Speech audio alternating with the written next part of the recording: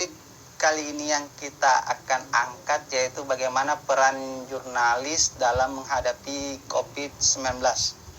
Kita akan berdiskusi dengan dan sharing bersama jurnalis senior Kaltim Post Edwin Agustian secara live. Nanti bagaimana kita akan memberikan pandangannya atau bagaimana meliput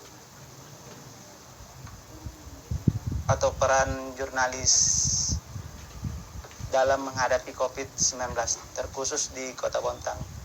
Kita masih menunggu dari Bang Edwin untuk bergabung bersama kita.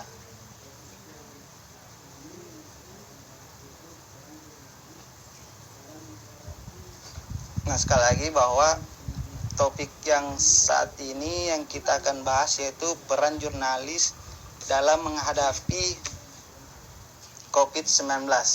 Nah, hari ini kan juga sebagai hari kebebasan pers internasional. Beberapa yang menjadi isu terkini di kalangan media yaitu bagaimana meliput COVID-19 ini. Kemudian bagaimana mengurangi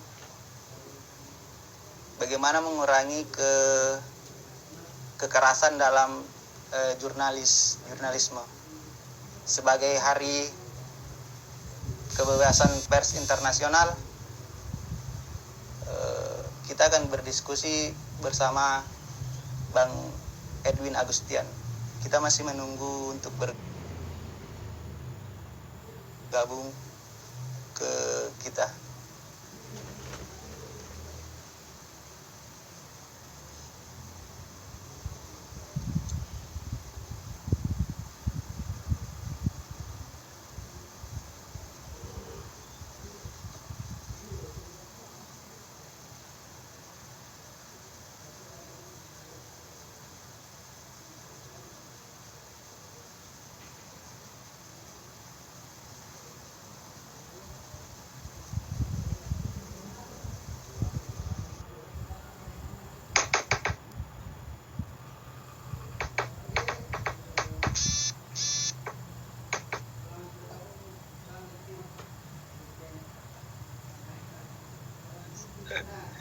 Berdua. Selamat bergabung Bang Edwin Agustian. Siap. Nah, tadi sudah saya sampaikan sekarang Bang Edwin sudah bergabung, yaitu salah satu senior kita dari jurnalis Kaltim Post. Nah, sedikit dulu sekedar menjelaskan tentang Bang Edwin. Kemarin atau sebelumnya Bang Edwin bertugas di Balikpapan ya Bang Edwin ya. Akhir 2015 atau 2015 baru ke Bontang ya. Jadi di Biro Kaltim Post Bontang. Nah, saat ini menjadi Ketua FJB Bontang. Nah, Bang, topiknya itu sekarang peran jurnalis dalam menghadapi COVID-19 terkhusus di Bontang, Bang. Nah, sedikit melihat gambaran yang dilakukan, pandangannya Bang, nantinya dijelaskan kepada teman-teman yang ada seperti apa sih peran jurnalis dalam menghadapi COVID-19 terkhusus di Bontang. Nah, apa saja yang menjadi kendala teman-teman atau bagaimana menyikapi isu COVID-19 ini, Bang? Silakan, Bang. Terima kasih Mas Yaya undangannya. Ya mungkin saya agak kaget juga diajakin live gini karena belum pernah. Jadi kalau ditanya gimana peran jurnalis, mungkin pasti lebih ke pemberitaan. Bagaimana pemberitaan teman-teman itu Yang paling penting sih tidak membuat membuat tambah panik masyarakat, pemberitaan yang menyejukkan, lebih diketatkan lagi untuk tidak khususnya teman-teman yang di online mungkin tidak sekedar mengejar viewers, tapi harus tetap mengedepankan akurasi. Ya mungkin itu dulu. Nah Bang, terkait yang selanjutnya, kalau sedikit bisa dijelaskan secara gambaran sebenarnya ini COVID ini seperti apa sih kalau mau meliput yang tadi untuk tidak membuat kepanikan atau tidak membuat kekhawatiran di masyarakat, kita harus menjelaskan dulu tentang COVID-nya kan Bang? Oh iya betul. Ya, bisa dijelaskan dulu Bang sedikit tentang COVID yang dimaksudkan di sini apa dan bagaimana menuliskannya? Kalau saya nggak bisa kalau secara medis, mungkin secara umum kan ini kan virus yang cukup berbahaya, yang bisa menjangkiti siapa aja, termasuk juga wartawan. Jadi seharusnya wartawan juga kalau dalam peliputannya harus dibekali paling tidak alat APD yang minimal itu maksudnya kayak masker atau hand sanitizer, itu paling minimal untuk teman-teman wartawan yang turun ke lapangan, karena sangat rentan. Biasanya teman-teman wartawan liputannya di rumah sakit atau puskesmas, fasilitas kesehatan kan, yang di situ sangat rentan untuk tertular. Kalau ditanya COVID dari segi pengertiannya ya, saya yang umum aja itu ya penyakit yang sangat menular dan gampang sekali kalau kita tidak melindungi diri kita, bisa cepat tertular.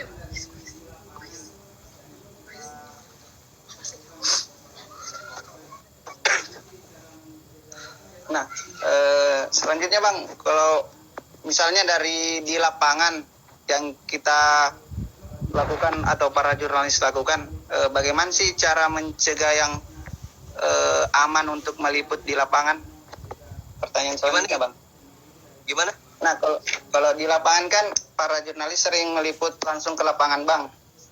Nah, untuk pencegahannya atau bagaimana mencegah COVID sendiri itu dari segi jurnalis atau wartawan seperti apa Bang? Itu tadi, untuk harus dibekali, tiap-tiap perusahaan media harus membekali wartawannya untuk memberikan APD untuk meliput, masker, hand sanitizer. Kalau syukur-syukur ada yang masker yang betul-betul layak untuk COVID lah. Nggak perlu tapi sampai yang berlebihan, nggak perlu juga.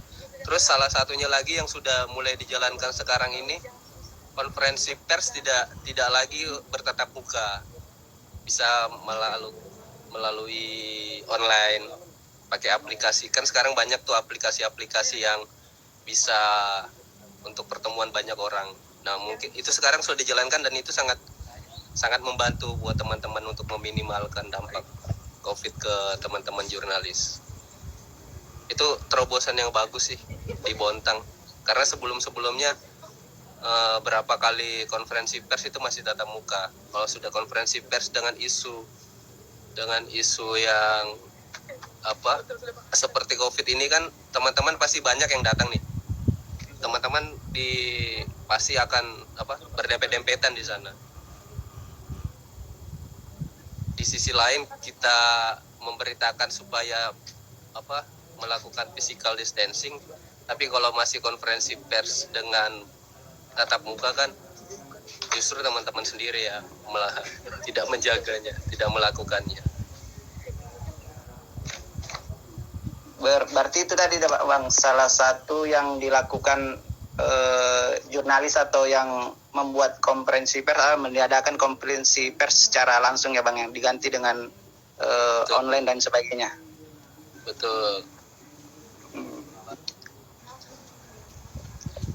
Nah, selanjutnya Bang, untuk pertanyaan yang selanjutnya ini, bagaimana sih fungsi jurnalis dalam meliput itu sendiri? Fungsi jurnalis fungsi yang seperti apa tuh? Yang lebih detail. Fungsi dari untuk meliput saat ini Bang, fungsi jurnalis dalam meliput yang dimaksudkan di sini adalah bagaimana ketika jurnalis meliput di lapangan, atau secara gambaran umum bagaimana jurnalis melihat fungsi jurnalis itu sendiri Bang? Ya, itu tadi saya bilang, berita-berita yang dimuat mungkin seharusnya lebih membangkitkan optimisme, lebih ke arah yang positif, bagaimana penanganannya seperti apa, terus sampai sejauh mana misal penelitian tentang obat COVID sendiri, ketimbang kita terlalu memblow up dampak negatifnya. Karena kan kita kan juga sudah ada pernah ada statement kalau imun yang kuat itu kan imun yang kalau kita bahagia kan imun juga akan kuat. Itu tadi, makanya berita-berita mungkin seharusnya yang menyejukkan, yang positif. Lebih baik kita mengangkat pasien yang sembuh daripada pasien yang meninggal. Mungkin kalau pasien-pasien yang berita-berita yang negatif mungkin tetap diberitakan tapi space-nya tidak besar. Itu kalau menurut saya pribadi. Kita lebih membesarkan yang positif-positif. Supaya juga warga-warga juga tidak panik, karena sudah terlalu banyak kan informasi negatif berseliweran, ditambah juga hoax. Kalau ditambah juga liputan teman-teman wartawan yang terlalu membesarkan hal-hal yang negatif, takutnya tambah bikin panik. Berarti dalam kata lain Bang, fungsi jurnalis di sini lebih memberikan penyejukan atau lebih memberikan informasi yang tidak membuat panik kepada masyarakat Bang ya? Iya. Ini sih tidak lagi memakai pendekatan bad news is good news. Tetap memberi kebenaran.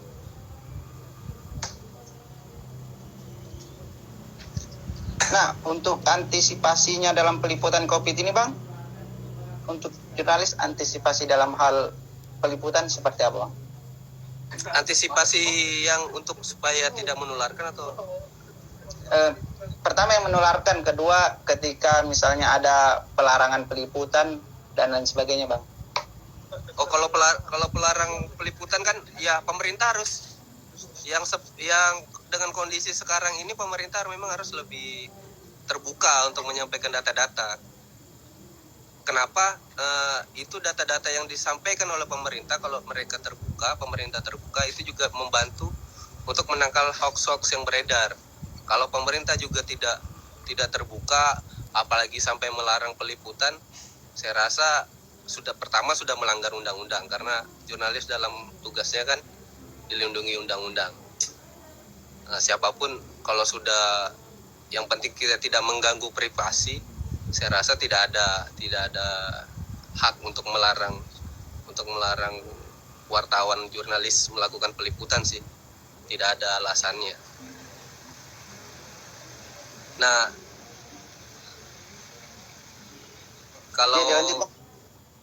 kalau misalnya tapi kalau di Bontang sendiri saya rasa mungkin sudah cukup terbuka sih data-datanya. Teman-teman wartawan juga disuplai data yang cukup belum, tapi masih ada sedikit ya, harusnya mungkin lebih cepat aja sih membeber datanya. Kalau sekarang kan sore baru dibeberkan data-data per hari itu perkembangan COVID di Bontang. Nah, selanjutnya Bang, untuk cara-cara jurnalis meliput di lapangan itu yang sesuai dengan protokol kesehatan itu seperti apa Bang yang dimaksudkan? Yang tadi saya bilang, paling tidak melengkapi APD dengan APD lah. Jangan karena jangan merasa kebal dengan penyakit petatang petenteng. Paling tidak peduli sama diri sendiri dulu, pakai masker, syarat minimal lah itu. Yang juga harus ditekankan ini perusahaan media sendiri, perusahaan harus menyediakan APD buat wartawannya. Jangan hanya ditugasi untuk mencari berita tapi tidak dibekali dengan persediaan APD. Nah, kalau ditarik untuk sekarang ini Bang, kan saat ini kan lagi COVID-19. Kemudian juga sekarang lagi Hari Kebebasan Pers Internasional ya Bang, kalau tidak salah. Ya, betul, kebebasan pers. Nah, untuk dari segi lingkup keseluruhan dalam meliput itu seperti apa Bang pandangannya? Dari yang mana? Maksudnya? Dari segi meliput dari keseluruhan, dari meliput COVID, kemudian kebebasan persnya seperti apa Bang? Pandangannya Bang? Kalau kebebasan pers sekarang menurut saya ini sih lebih kepada perlindungan jurnalis dalam meliput. Karena kalau di Bontang sendiri mungkin tidak terlalu banyak, tapi kebebasan pers maksudnya pengancaman kepada teman-teman dalam hal pemberitaan itu masih ada. Maksudnya minta jangan diberitakan, terus premanisme itu masih ada walaupun ya tidak sampai terlalu serius sih. Tapi itu sudah agak sedikit mengganggu lah teman-teman dalam melakukan tugas jurnalistiknya. Dan itu tidak hanya dilakukan oleh masyarakat umum. Ada beberapa oknum pemerintah, aparat yang sempat juga dalam melakukan intimidasi kepada teman-teman. Tapi itu tadi masih bisa dibicarakan lah, tidak sampai seserius kejadian-kejadian yang mungkin dibuat. Nah Bang, kalau yang dimaksudkan bentuk kekerasan terhadap wartawan itu seperti apa sih ya Bang maksudnya? Kekerasan itu, ya, kekerasan itu tidak melulu soal fisik. Ancaman itu verbal itu juga termasuk kekerasan. Mengancam itu sudah termasuk kekerasan, tidak mesti harus di kontak fisik. Ancaman misal begini, ditelepon atau dihubungi atau langsung didatangin, diancam kalau jangan menaikkan berita ini atau sudah berhenti memberitakan hal ini, kalau tidak bla bla bla bla. Itu sudah termasuk pengancaman dan mengancam kebebasan pers.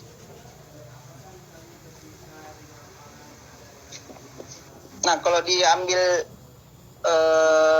ke sininya Bang, kan COVID sampai saat ini kan apakah misalnya ketika di lapangan ada yang merasa memiliki tindakan kekerasan itu seperti apa Bang untuk menyikapinya? Jurnalisnya. Ya, kalau jurnalis itu kan ada bisa melapor. Kalau di Bontang yang seperti di FJB.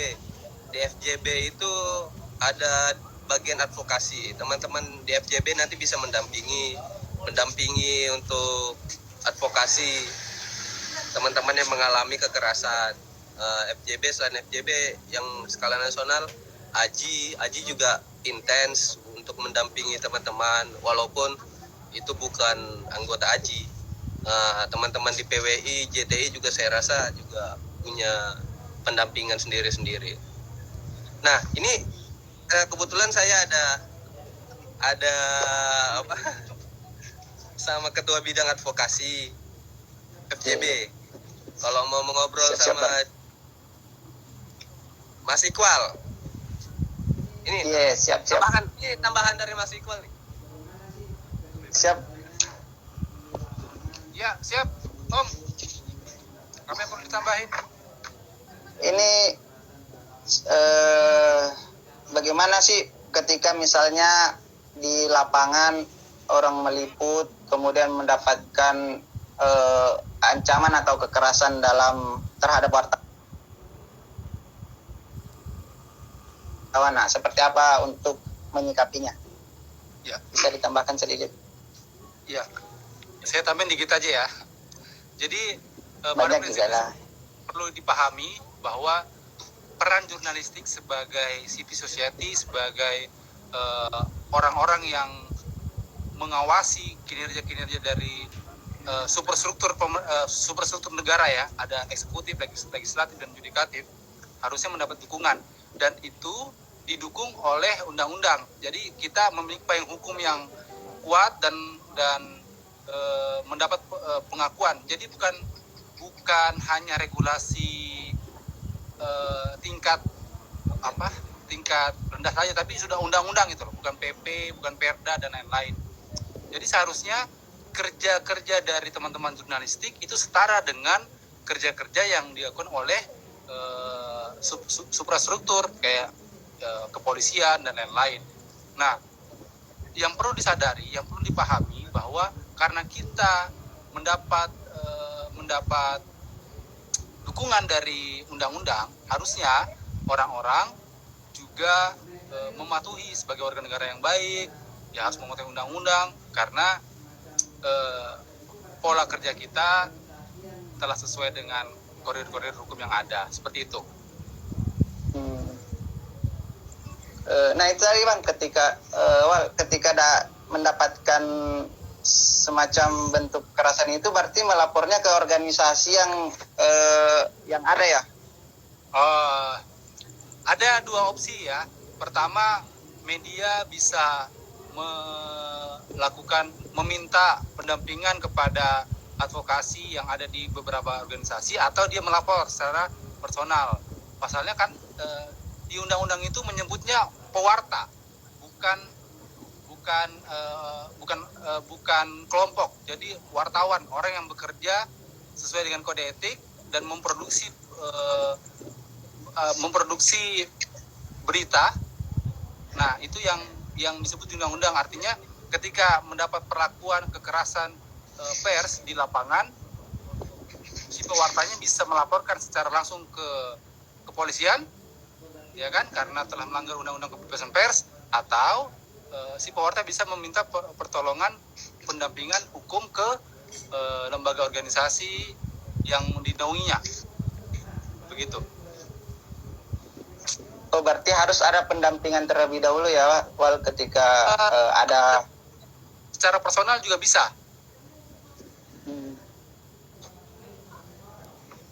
Oke. Nah, kembali lagi ke ya Wal. Nah, karena undang-undang yang menyebut nama wartawan ya, oknum personal. Jadi setiap wartawan punya hak untuk melaporkan kekerasan yang dialaminya kepada kepolisian ketika dia mendapatkan itu di lapangan, gitu. Nah, oke. Kembali lagi tadi ke kasus, bukan kasus sih, peliputan saat ini yang dialami atau dilakukan teman-teman jurnalis Ya. saat ini kan COVID. Nah, untuk langkah antisipasi ketika ada kekerasan di lapangan seperti apa, Wal, pada saat COVID ini? Kekerasan di lapangan itu misalnya ya, contoh sederhananya ketika wartawan ingin mengakses data, kemudian dari pihak tertentu yang pemilik data enggan membeberkan dan melakukan kekerasan verbal lah ya, ancaman dan lain-lain. Nah, kalau saya secara pribadi, langkah yang bisa kita lakukan pertama, sadarkan dia bahwa begini loh tugas kami, ini loh regulasi yang mengatur tentang pekerjaan kami, dan begini seharusnya sikap para narasumber.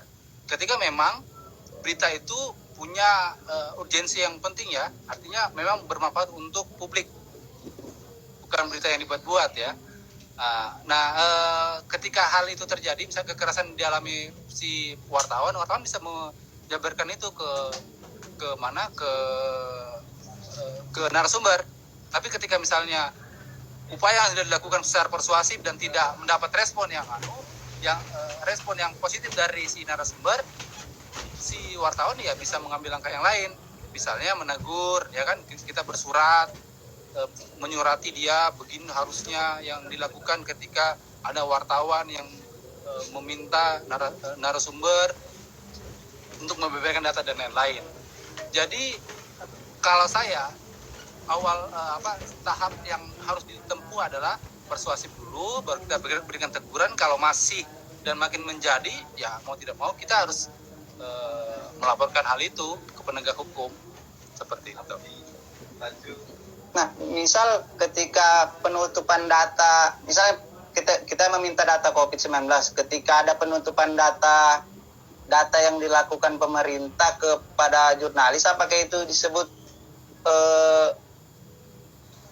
kekerasan atau menghalang-halangi si pewarta? Harusnya jadi seperti ini. Ini masalah interpretasi ya. Kalau pewarta menafsirkan bahwa dengan membuka data itu adalah hal yang terbaik, tapi ketika persepsi dari pemerintah justru berbalik, kita tidak bisa memaksakan ya. Karena karena yang dimaksud kekerasan, kegiatan menghalang-halangi, yang kita sudah sepakat tuh bahwa hal yang kita ingin liput demi kebaikan publik antara si pewarta dan narasumber dan publik gitu loh.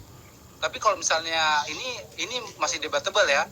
Pertama, pemerintah belum sepakat kalau misalnya data itu dibuka akan memberikan manfaat yang baik untuk pemerintah dan daerah. Nah, kalau misalnya wartawan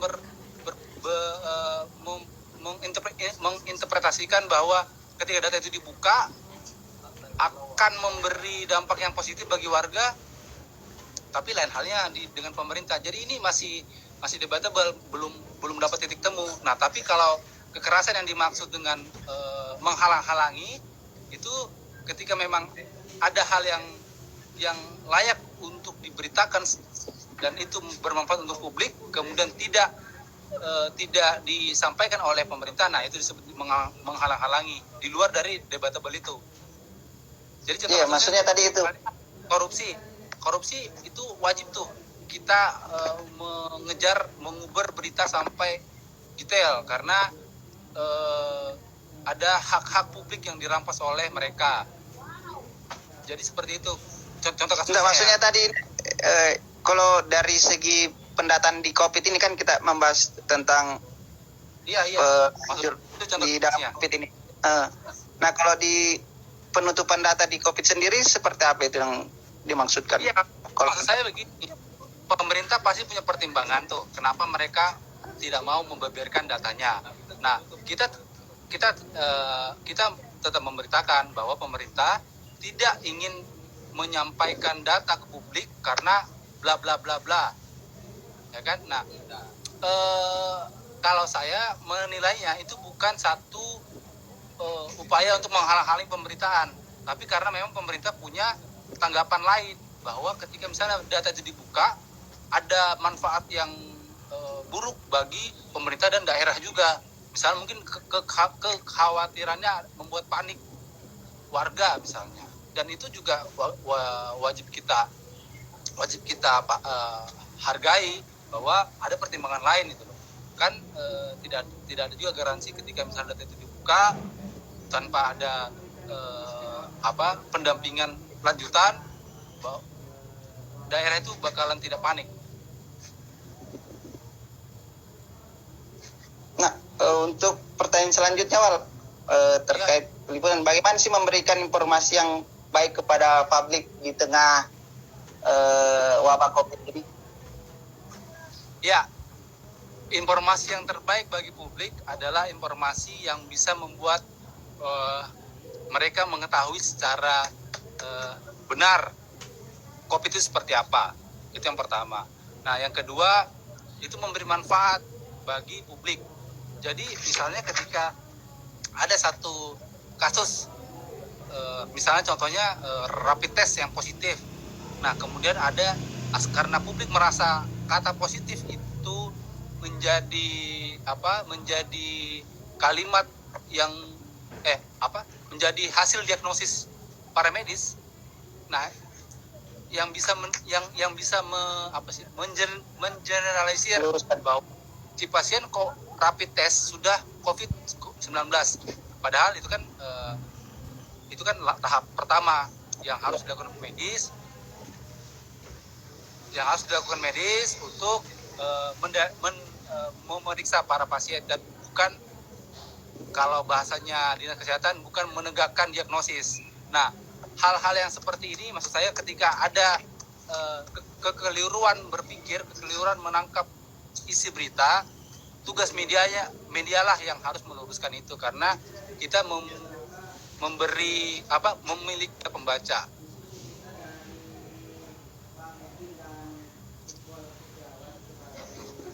Oke. Itu tadi beberapa diskusi kita dari Pak Edwin dan Iqbal Setiawan sebagai bidang advokasi, Pak ya?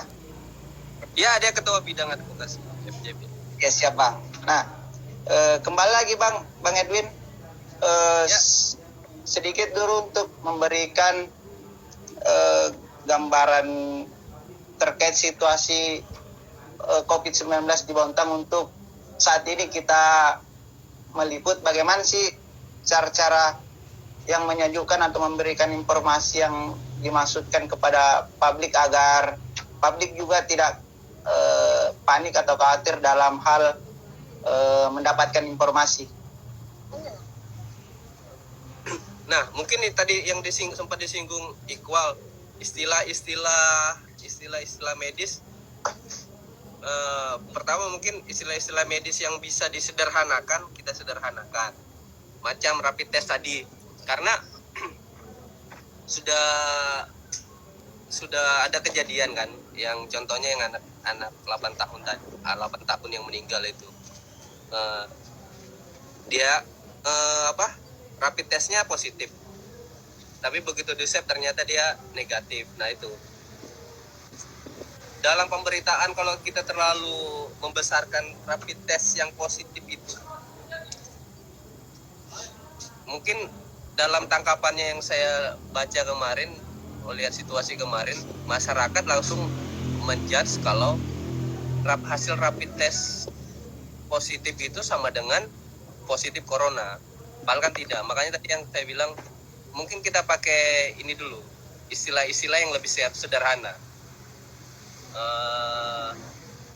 Seperti harusnya kan, kalau istilah medis sebenarnya kemarin Kepala Dinkes ngomong itu, rapid test positif itu kalau istilah medis istilahnya reaktif. Jadi jangan ditekankan positifnya, reaktif aja. Karena itu kan bukan diagnosa. Kalau sudah dikatakan positif corona, walaupun dari hasil rapid, tapi pandangannya masyarakat, pasien tersebut sudah pasti positif. Bahkan hasil untuk positif atau negatif kan dasarnya bukan rapid, tapi swab. Itu penyederhanaan diksi yang dipakai. Bisa rapid test bisa diganti tes cepat, hasilnya reaktif atau tidak, karena yang dites juga kalau rapid sama swab kan berbeda yang disasarnya. Rapid itu kalau tidak salah kan dari darah kan, ambilnya itu kan dari darah. Itu aja sudah, indikatornya aja kan sudah berbeda, pengambilan sampelnya aja sudah berbeda. Itu tadi kalau mau dari untuk meredam. Terus yang tadi saya bilang, kita harus misal pasien-pasien yang sembuh itu harus lebih di blow up biar ada optimisme di masyarakat. Harus lebih di blow up. Cerita-cerita mereka yang sudah sembuh dari COVID itu, saya rasa selain memiliki nilai berita yang tinggi, juga punya semangat lah di dalamnya situ. Berarti peran jurnalis ini sangat berpengaruh Bang ya, dari segi memberitakannya untuk hal-hal yang kecil tadi seperti diksi dan lain sebagainya untuk pemilihan katanya. Iya, karena jika tidak ingin membuat kepanikan di masyarakat. Ya karena pemberitaan itu suka tidak suka akan membangun opini di masyarakat. Pemberitaannya teman-teman itu pasti akan membangun opini di pembacanya, di masyarakatnya. Nanti kalau pembacanya menangkapnya A, opini yang terbangun A. Bagaimana kita membangun opini sesuai dengan situasi, kondisi. Kalau sekarang kondisinya seperti ini ya, yang saya singgung tadi, kita harus membangun jiwa-jiwa yang optimis lah, bukan yang pesimis. Nah, berarti Bang, ketika misalnya masyarakat yang membaca berita menginterpretasikan sendiri, memaknai sendiri, apakah nantinya tidak salah Bang membuat opini sendiri masyarakatnya? Nah, kalau interpretasi sendiri itu kan ya itu tidak salah juga masyarakatnya. Makanya untuk menekan supaya yang ditangkap itu interpretasinya salah, ya penggunaan kalimat, penggunaan kata-kata dari teman-teman jurnalis itu makanya jadi sangat penting. Jadi sangat penting, itu tadi yang saya singgung. Kita juga jangan cuma hanya mengejar viewers, jangan hanya mengejar pembaca berapa, apakah berita yang kita buat bakal viral atau tidak, banyak yang share atau tidak, atau banyak yang like atau tidak, banyak yang komen atau tidak di medsos. Bukan itu sebenarnya. Tujuan utamanya bukan seperti itu. Terus juga ada harus etika wartawan juga, untuk pada saat meliput juga harus meliput dan menuangkan tulisannya harus tetap ada. Siap Bang. Nah, kalau dari bentuk kan sudah hampir mendekati jam 9 Bang, atau setengah 10 lewat lah Bang. Nah, untuk sedikit memberikan gambaran kesimpulan akhir Bang dari diskusi kita ini, bahwa bagaimana peran jurnalis dalam menghadapi COVID-19 terkhusus di Bontang saat ini. Silakan Bang untuk memberikan sedikit closing statementnya atau pernyataan penutupnya untuk diskusi kali ini Bang. Wih, kayak siapa itu modelnya? Closing statement. Ya closing statementnya mungkin kita dalam pemberitaan, peran jurnalis itu pasti lebih ke pemberitaan. Jadi peran jurnalis dalam menghadapi COVID, bagaimana kita membuat produk jurnalistik, terus bagaimana kita nanti untuk mendapatkan beritanya itu. Kalau untuk dari produknya yang tadi saya singgung, kita harus lebih ke hal yang positif yang kita beritakan, tapi bukan berarti tidak memberitakan yang negatif. Maksudnya yang negatif itu macam seperti ada kasus meninggal atau bertambahnya pasien, itu tetap diberitakan, tapi mungkin skalanya atau porsinya tidak sebesar berita-berita positif. Terus untuk bagaimana meliputnya, ya jurnalis perusahaan media harus membekali wartawannya APD minimal, ya masker atau hand sanitizer itu. Karena perusahaan media juga punya tanggung jawab untuk menjaga keselamatan wartawannya. Jangan dibiarkan untuk berperang sendiri lah.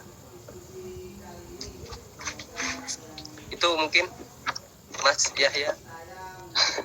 Oke Bang, siap. Nah, terima kasih Bang terima kasih Bang untuk diskusi kali ini. Semoga yang pribadi saya mendapatkan pengalaman atau pengetahuan yang lebih dari diskusi bersama Bang Edwin ini. Sekali lagi terima kasih untuk diskusi yang kita lakukan saat ini Bang. Ini rame teman-teman. Ya. Halo. Ya, nanti mungkin physical distancing. Nanti mungkin kita cari tema lain atau isu lain. Nanti tinggal dijadwalkan aja. Oh iya guys, siap Bang. Dan Mbak Yuli sama Iqwa. Oke. Siap ya. Bang, siap. Sip. Bagus menarik. Oke. Oke, Bang. Terima kasih Bang atas waktunya untuk Ya, malam ini. Sama-sama. Oke. Oke, Assalamualaikum warahmatullahi wabarakatuh. Waalaikumsalam. Sampai jumpa di live berikutnya. Kamu lah ini. Nah, itu tadi kita sudah berdiskusi bersama Bang Edwin Agustian, jurnalis senior dari Kaltim Post dan Ketua Forum FGB Bontang, Forum Jurnalis Bontang. Untuk saat ini sampai di sini dulu untuk pertemuan kali kita. Nanti kita akan diskusi hal-hal lain lagi yang terkait jurnalis. Terima kasih. Assalamualaikum warahmatullahi wabarakatuh.